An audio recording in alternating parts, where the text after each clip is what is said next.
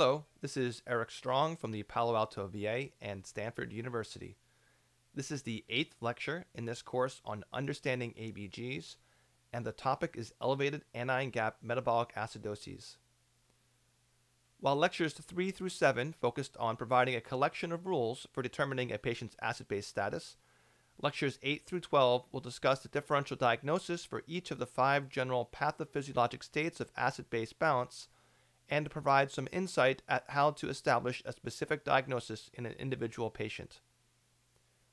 This particular lecture is the longest of the course and will include a fair amount of biochemistry that may be intimidating. Please do not bother memorizing specific chemical structures or enzymatic pathways. I will review these here because it helps to solidify your understanding of which medical conditions result in which acid-base problems. However, knowledge of which hydroxyl group bonds to which carbon atom is not going to be important at the bedside. The specific learning objectives of this lecture are to know the differential diagnosis of an elevated anion gap metabolic acidosis and to be able to identify the specific etiology of an elevated gap acidosis in individual patients. For details on how the anion gap is measured and how to identify the presence of an elevated gap metabolic acidosis, please review Lecture 5. The differential diagnosis of an elevated gap acidosis is fairly long. In order to remember them, several mnemonics have entered into common usage. In general, I hate mnemonics, but one for elevated gap acidosis is so prevalent that it requires mentioning. This is the mud piles mnemonic. I'll run through it briefly. M is for methanol, U for uremia, D for diabetic ketoacidosis, P for paraldeyhyde, I is variably for INH, iron, intoxication, infection, or essentially whatever you want it to be for. L is for lactic acidosis, E for ethylene glycol or ethanol, and S for salicylic acid. So that's the differential diagnosis, sort of. There are a number of reasons that I don't like this mnemonic, which I won't get into here in any detail, but take my word for it that it's not very good. So let's get rid of mud piles. In 2008, several physicians in Lancet recommended a new elevated gap acidosis mnemonic, Goldmark. G is for glycols, O for oxoproline, L for L-lactate, D for D-lactate, M for methanol, A for aspirin, R for renal, and K for ketoacidosis. This is certainly an improvement. Another mnemonic that is used frequently, possibly more so in emergency medicine than in internal medicine, is COLT. K for ketoacidosis, U for uremia, L for lactic acidosis, and T for toxins. I personally really like this because it's short, to the point, and gives a more appropriate level of emphasis to the 3 most common diagnoses. At this point, I'm going to talk about each diagnosis on the differential in some detail. As I said at the beginning, there will be a fair amount of biochemistry. This is not for you to memorize, but rather to help you understand why certain diseases result in the specific types of elevated gap acidoses. I'll start with the most important etiology, lactic acidosis. So where does lactate come from? Here is a basic schematic of the formation of lactate. It starts with glucose, which undergoes the multi-step process of glycolysis to form pyruvate, along the way generating a few ATP and reducing NAD to NADH. Under normal circumstances, pyruvate is converted into acetyl-CoA with the help of thymine and some more NAD. Acetyl-CoA can then enter the citric acid cycle, also called the Krebs cycle or TCA cycle, where it converts chemical energy into something that can be used by the electron transport chain to generate many ATP in a process known as oxidative phosphorylation. All of these steps here require the presence of oxygen and functioning mitochondria. In some circumstances, however, pyruvate is redirected elsewhere. For example, in anaerobic conditions, there is inadequate oxygen to allow the citric acid cycle and electron transport chain to function. There are also places where mitochondria aren't found, such as red blood cells, and circumstances where mitochondria are not functional, such as cyanide poisoning. In these circumstances, pyruvate is reduced into lactate, with the catalytic assistance of lactate dehydrogenase. This reaction oxidizes NADH back to NAD, which can then be recycled in the process of glycolysis. That may be where lactate comes from on a biochemical scale, but where does it come from and go to on a more anatomic scale? Anatomically speaking, lactate commonly comes from three locations. First, as just mentioned, red blood cells which lack mitochondria and therefore require the formation of lactate. This is actually an interesting phenomenon since it means that RBCs are incapable of using the oxygen they are responsible for delivering. It also means that a small amount of lactate in the blood is always present. Second, whenever cells are either starved from oxygen or have mitochondria that for some reason aren't working properly, they produce lactate.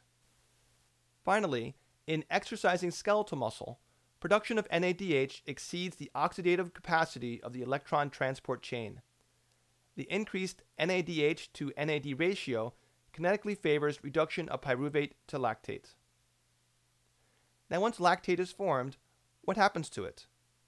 Most will travel to the liver, where it will be reconverted back into pyruvate. Some pyruvate will then enter the citric acid cycle, while some will enter the process of gluconeogenesis and be transformed back into glucose, at which point it will re-enter the systemic circulation. This is known as the Cori cycle. An alternate fate of lactate is filtration in the kidneys and elimination in the urine. This is usually only relevant once the blood lactate levels exceed a certain threshold, commonly believed to be about 5 millimoles per liter. At first, this was believed to be the whole story. However, in recent decades, we have begun to realize that there are a couple of additional potential sources of lactate. First, in some patients with bacterial overgrowth and high glucose delivery to the colon, intracolonic bacteria can produce excessive amounts of lactate, which can be absorbed through the gut wall. This condition, known as D-Lactic Acidosis, will be discussed in a minute. In addition, certain malignancies can produce lactate themselves for reasons which are not fully known. The malignancies most commonly implicated in this are lymphoma, leukemia, and multiple myeloma. There are a fair number of medications and toxins that have been associated with lactic acidosis. The known mechanisms are too diverse to review in any detail in this lecture, but they generally involve disruption of oxidative phosphorylation either by direct enzyme inhibition or by more general disruption of mitochondrial function. I will discuss ethanol and the toxic alcohols later in this lecture, and carbon monoxide will be discussed in lecture 19, which will be dedicated to the oxygen saturation gap. The astute viewer might have noticed that there is one medication that is conspicuously absent from this list, metformin. Metformin has long been attributed as the cause of many cases in the literature of lactic acidosis, and I want to spend a couple minutes talking about it. Metformin is a biguanide, which are a class of diabetes medications which work through an unknown mechanism to reduce gluconeogenesis by the liver. They have long been thought to cause lactic acidosis as a side effect, one that was most prominently seen in patients with chronic kidney failure, heart failure, and hepatic dysfunction. This belief was probably the consequence of a superficially similar medication, fenformin, being linked to lactic acidosis and subsequently pulled from the market in 1977. However, it has become clear with time that the concern over metformin seems largely, if not solely, based on the unjustified connection to fenformin, along with anecdotes and isolated case reports. In 2010, a Cochrane review was published that examined 347 separate studies of metformin, each of which involved some form of monitoring for lactic acidosis. These 347 studies included 70,490 patient years of metformin use. Many of these patients had conditions generally considered to be contraindications for metformin, and one trial even explicitly included only patients with renal insufficiency. The results? Not a single case of lactic acidosis was reported. Not one. While there have been hundreds of individual case reports implying or asserting a patient developed lactic acidosis as a consequence of metformin use, almost all of these patients had significant comorbid conditions that could provide alternative explanations as to the cause of the underlying acidosis. The incidence of lactic acidosis among diabetics on metformin is likely identical to that among diabetics not on metformin. This study is particularly convincing given its source is the Cochrane collaboration. For those of you not familiar with Cochrane reviews, I'll just say that they have a strong history of published, independent, high-quality work that investigates the evidence for or against a particular intervention. Their default conclusion is usually that there is not enough evidence to argue for or against anything at all, and that more research is needed before making a definitive statement. Therefore, when the Cochrane authors write, quote, "There is no evidence from prospective comparative trials or from observational cohort studies that metformin treatment increases the incidence of lactic acidosis compared with other anti-hyperglycemic treatments," I am convinced. There certainly remains much skepticism in the medical community about this issue. Of particular concern is whether metformin can lead to lactic acidosis during an episode of acute kidney failure, as well as whether it should be withheld for 48 hours before and after administration of IV contrast. There is insufficient evidence available to comment currently on those two questions. D-Lactic Acidosis is a relatively unique form of lactic acidosis that occurs as a consequence of lactate having two enantiomers. The L enantiomer is the common form which is produced in humans, primarily via the reduction of pyruvate by lactate dehydrogenase. There also exists the mirror image of L-lactate, which is D-lactate. D-lactate does not normally occur in the body, but can be produced by colonic bacteria in patients who have undergone either jejunal ileal bypass or extensive resection of small bowel. In these patients, unusually high amounts of carbohydrates reach the colon, where the bacteria there can metabolize it into D-lactate, which is then absorbed through the gut wall. Unfortunately, lactate dehydrogenase, normally responsible for catalyzing lactate's oxygenation back into pyruvate within the liver, does not recognize D-lactate. Therefore, D-lactate accumulates as it is slowly eliminated via the kidneys or metabolized without the benefit of an enzyme catalyst. Many patients who have undergone significant resections of the small bowel have asymptomatic mild D-lactic acidosis. When symptoms occur, they are largely nonspecific, but always include altered mental status, with a consistent subjective observation that affected patients appear drunk. The labs in an affected patient will reveal an elevated anion gap acidosis after eating that resolves with fasting. Since standard assays for measuring lactate actually utilize lactate dehydrogenase, they are specific for L-lactate. Thus, these patients initially appear to have normal lactate levels. A special assay that utilizes D-lactate dehydrogenase exists, but it is not readily available at most hospitals. There is a popular system of classifying lactic acidosis known as the Cohen-Woods classification, which divides etiologies into type A and type B. In type A, there is evidence of tissue hypoperfusion, such as that seen with shock, profound hypoxia, acute limb-ischemia, or bowel infarction. In type B, there is no hypoperfusion. Type B has further been subdivided into B1, which is lactic acidosis secondary to another medical disorder, most commonly hepatic or renal failure or malignancy. B2 is lactic acidosis secondary to medications or toxins. And B3 is that secondary to inborn errors of metabolism. I'm not personally a big fan of this system in that it doesn't really feel intuitive to me. I prefer thinking about lactic acidosis like this. There is usually a problem with increased production of lactate. This could be because of problems with oxygen delivery, as you would see in shock, ischemic limb, bowel infarction, severe hypoxemia, and carbon monoxide poisoning. Alternatively, this could be because of problems with oxygen utilization, as with hereditary enzymatic defects, mitochondrial toxins, or thiamine deficiency. In rare circumstances, lactate can be produced from tumors or produced on account of increased motor activity. Instead of increased production, there could be a problem with decreased clearance, as seen in hepatic or renal failure. Because the kidneys aren't a significant source of lactic clearance until lactate levels are already high, it means that kidney failure in the absence of any other mechanism will not be sufficient to generate a lactic acidosis. It will only make a lactic acidosis from another cause a bit worse. Finally, lactate levels can be elevated due to GI absorption, as seen in D-Lactic Acidosis. Next, I'll talk about ketoacidosis.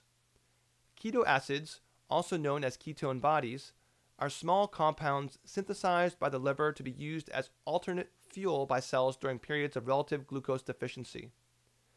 Acidosis caused by the presence of ketoacids is well described in three situations: diabetes, where the condition is usually known as diabetic ketoacidosis or DKA, starvation, and chronic alcoholism. Ketoacidosis from both diabetes and alcoholism is commonly found in conjunction with lactic acidosis, as well as a mild metabolic alkalosis from vomiting, both of which can complicate the ability to make a diagnosis.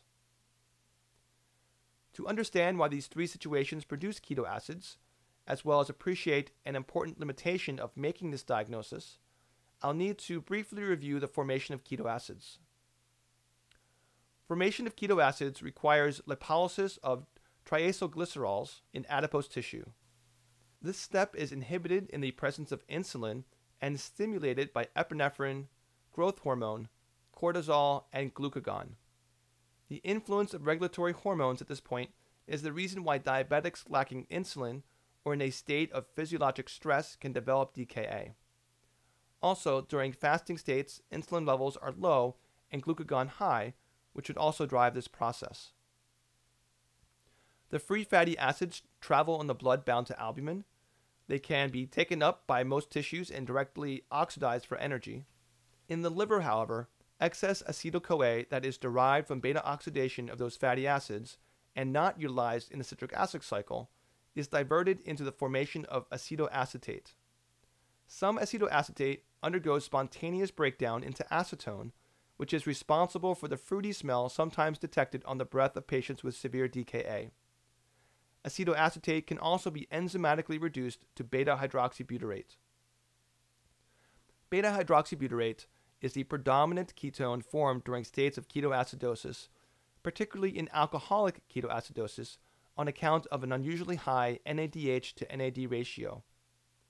Unfortunately, the standard nitroprusside assay, which is used by most labs to detect the presence of ketone bodies, only detects acetoacetate and acetone, which explains why there is a relatively high false negative rate with urine and serum tests for ketones.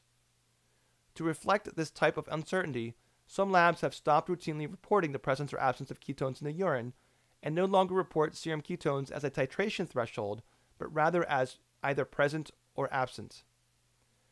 Beta-hydroxybutyrate can be measured directly, but this is often a test that needs to be submitted to an outside lab, and therefore the result does not come back within a clinically useful time frame.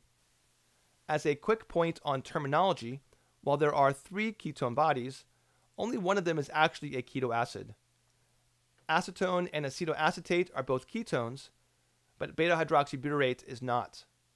While beta-hydroxybutyrate and acetoacetate are both acids, but acetone is not.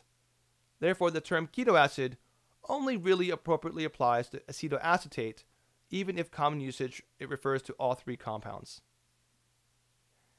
In alcoholics, there is an additional complicating biochemical pathway, which is the breakdown of ethanol itself. The first step in this process is the oxidation of ethanol to acetaldehyde, which is catalyzed by the important enzyme called alcohol dehydrogenase. This oxidation converts NAD to NADH. Remember from the previous diagram that a relatively high NADH to NAD ratio helps to drive conversion of acetoacetate to beta-hydroxybutyrate, leading to high levels of the latter in alcoholics with ketoacidosis. The next step in ethanol metabolism is conversion of acetaldehyde to acetate, which is assisted by an enzyme called aldehyde dehydrogenase. Finally, acetate is converted into acetyl-CoA, at which point it can either enter the citric acid cycle and provide energy for the generation of ATP. This is how ethanol can provide a major source of calories for alcoholics. Alternatively, the acetyl-CoA can be used as a precursor for ketoacids, as we just saw. There is an important connection here between ketoacidosis and lactic acidosis, which increases the propensity for alcoholics to develop the latter diagnosis. The connection concerns the possible fates of pyruvate. Pyruvate can either be oxidized to form acetyl-CoA, which will either enter the citric acid cycle or be converted to ketoacids. Alternatively, pyruvate can be reduced to form lactate. The former reaction requires NAD and converts it to NADH, while the latter reaction requires NADH and converts it to NAD. Thus, one of the major determinants about whether pyruvate enters the citric acid cycle or is diverted into the formation of lactic acid is the relative concentrations of NAD and NADH. As ethanol metabolism results in the production of NADH, this helps to drive this balance more towards lactate than normal. When you also consider that most alcoholics have some degree of hepatic dysfunction and that the liver is responsible for most of the clearance of lactates, you will hopefully appreciate why the development of lactic acidosis in alcoholics is so common, even in the absence of tissue hypoperfusion. Renal failure. The elevated anion gap metabolic acidosis frequently seen in renal failure occurs for two reasons. First, there is a failure to excrete hydrogen ions in the kidney. This is due to decreased excretion of ammonium ion and decreased excretion of titratable acids, predominantly phosphoric acid. The second reason is the accumulation of unmeasured anions. These include phosphate, sulfate, urate, and hypurate.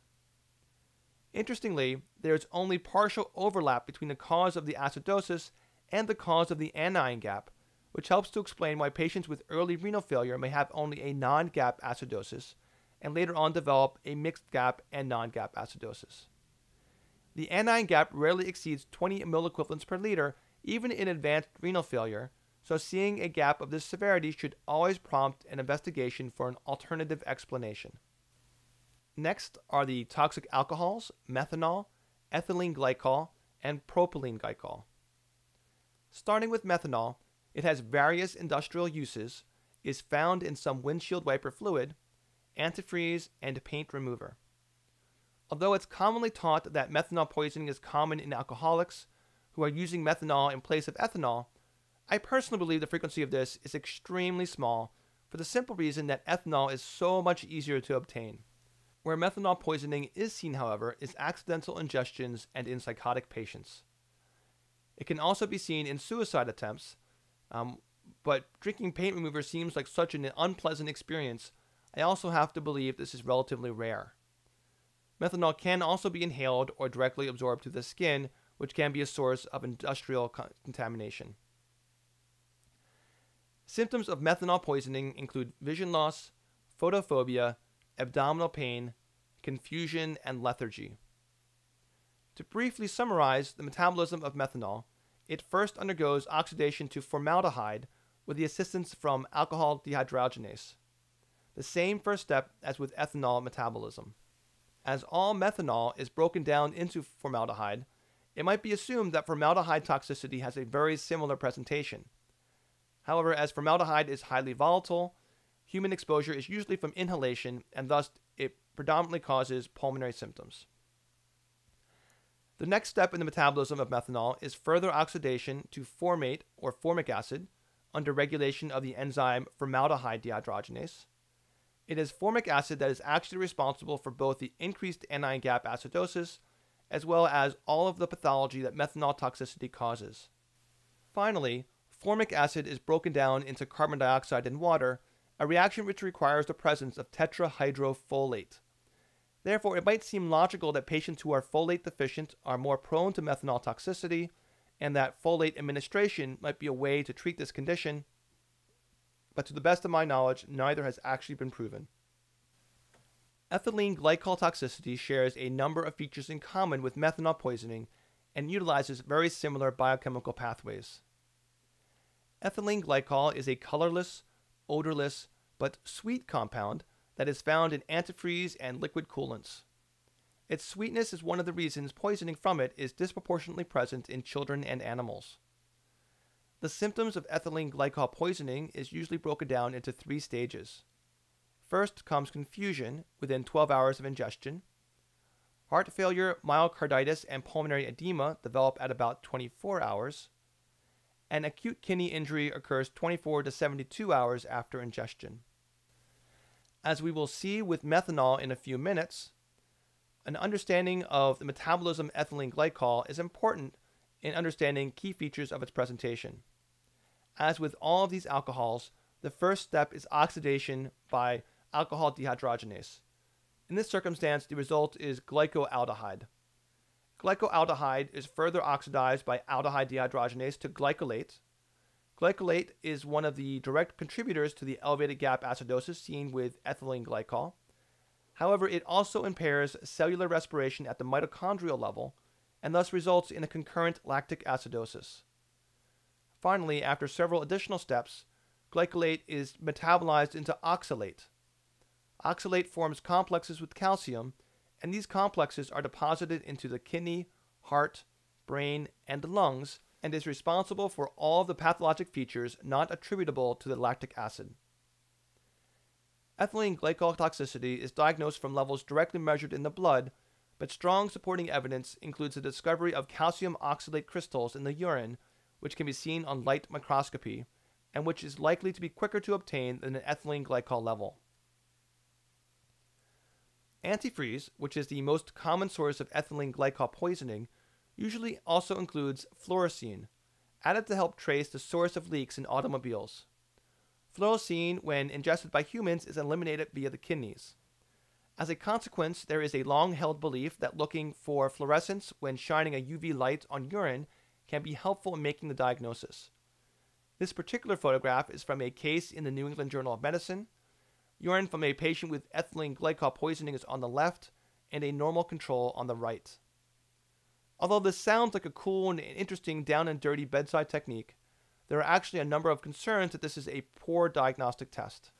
There is at least one high-quality study that found, on average, there was no significant difference in qualitative or quantitative fluorescence in normal urine and in urine to which fluorescein was directly added. There is, however, a type of lab error that may prove helpful in making an early diagnosis of ethylene glycol toxicity.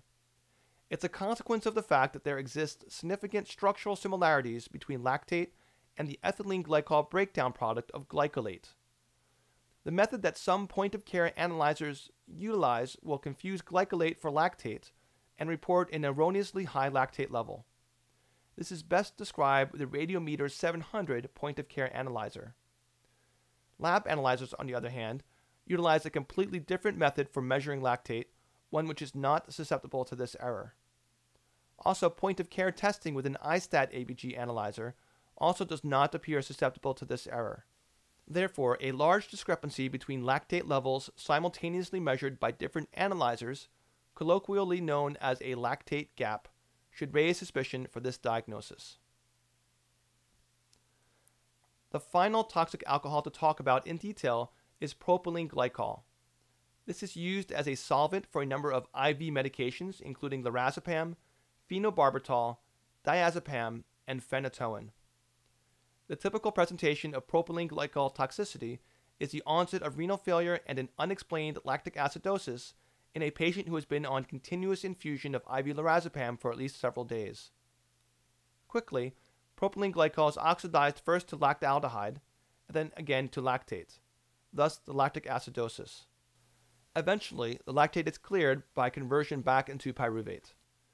An acceptable level of propylene glycol administration has not been formally defined, but commentary in the literature recommends a limit of 69 grams per day in patients with normal renal and hepatic function, which is the equivalent of 7 milligrams per hour of lorazepam. Other drugs are not infused at high enough rates to lead to propylene glycol toxicity by themselves, but will contribute to this problem if combined with IV lorazepam. Here is a summary of the metabolism of simple alcohols in the body. The first step is always oxidation with alcohol dehydrogenase to form an aldehyde, and the next step is further oxidation to form a carboxylic acid. It's this carboxylic acid that causes most of the pathology seen with toxic alcohols, with the addition of oxalate, which is also very problematic. An important connection between these pathways that is clinically relevant concerns the fact that the affinity of alcohol dehydrogenase for ethanol is greater than that of methanol or ethylene glycol. Historically, this has been taken advantage of in treating methanol or ethylene glycol poisoning with an ethanol infusion, as this will slow down metabolism of the more toxic alcohols into their dangerous carboxylic acid forms. A newer alternative agent to ethanol is a drug called fomepizole, which is a competitive inhibitor of alcohol dehydrogenase and which is generally considered safer than ethanol infusion, but is not available in all facilities. Before we leave the topic of toxic alcohols, I should discuss the Serum Osmolal Gap, which is frequently used to identify the presence of these compounds. Serum osmolality is predominantly determined by sodium, bicarbonate, chloride, glucose, and urea. It can be estimated by taking 2 times the serum sodium and adding the BUN in milligrams per deciliter divided by 2.8 and the glucose in milligrams per deciliter divided by 18. The osmolar gap is the difference between the measured osmolality and the calculated osmolality.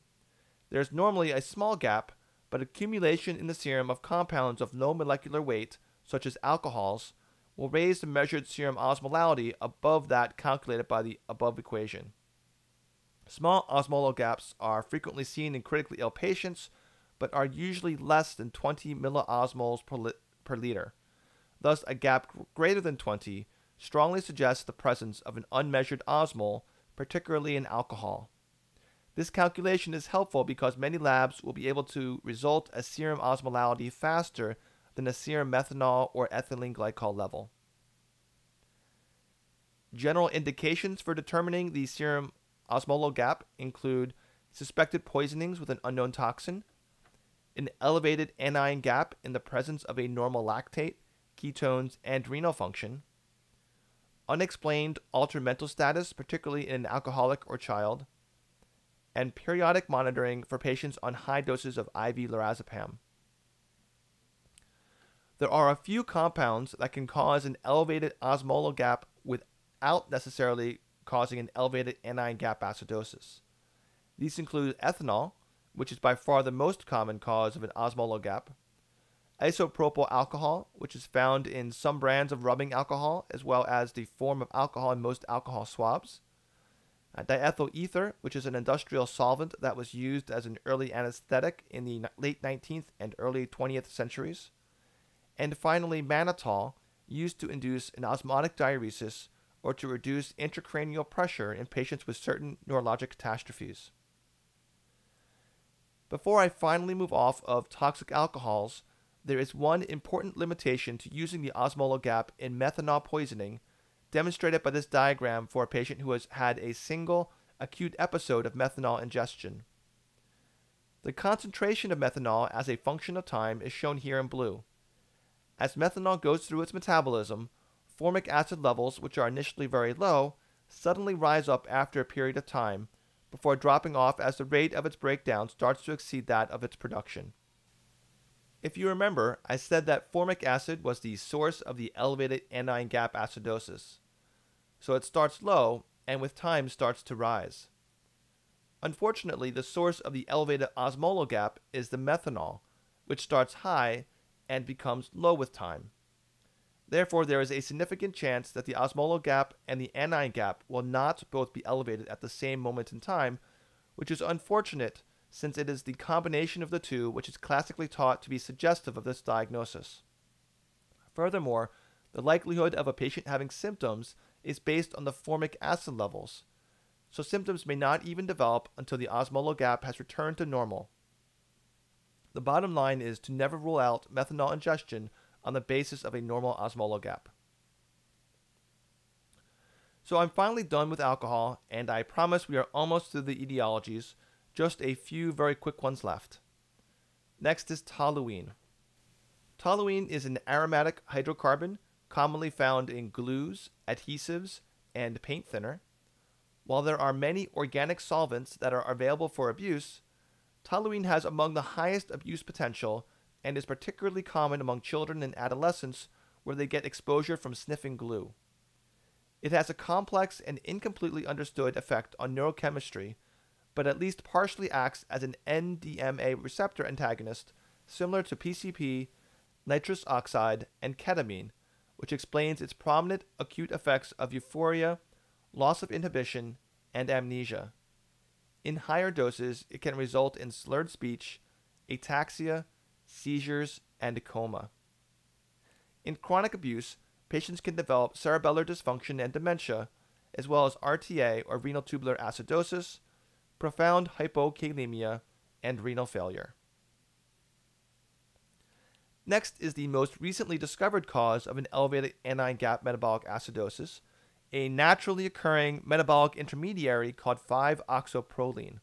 5-oxoproline, also known as pyroglutamic acid, is part of an interesting metabolic derangement seen almost exclusively in chronic acetaminophen use, which blocks production of glutathione.